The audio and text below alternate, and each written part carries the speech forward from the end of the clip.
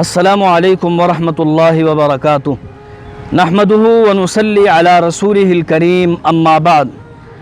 نبی مکرم علیہ الصلاۃ والسلام کا ارشاد اور فرمان ہے، فرمایا ما من مسلم یغرس غرسا، کوئی بھی مسلمان کہیں پر بھی کوئی پودا لگا دے اور وہ پودا پھر ایک تناور درخت بن جائے اور اس میں پھل اور پھول اگائے، کوئی شخص اس کے سائے سے فائدہ اٹھائے گا، کوئی اس کا پھل کھائے گا، کوئی اس کے پھولوں سے لطف اندوز ہوگا۔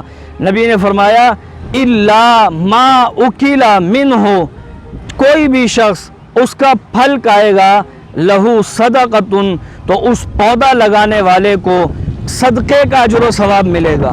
وما سرق منہ لہو صدقۃ، اگر کوئی شخص اس کا پھل چوری بھی کر لے گا پھر بھی اس کو اجر و ثواب ملتا رہے گا۔ اور اگر کوئی شخص اس درخت کو، اس پودے کو نقصان پہنچا دے گا، فرمایا اس پر بھی اس پودا لگانے والے کو اجر و ثواب ملے گا۔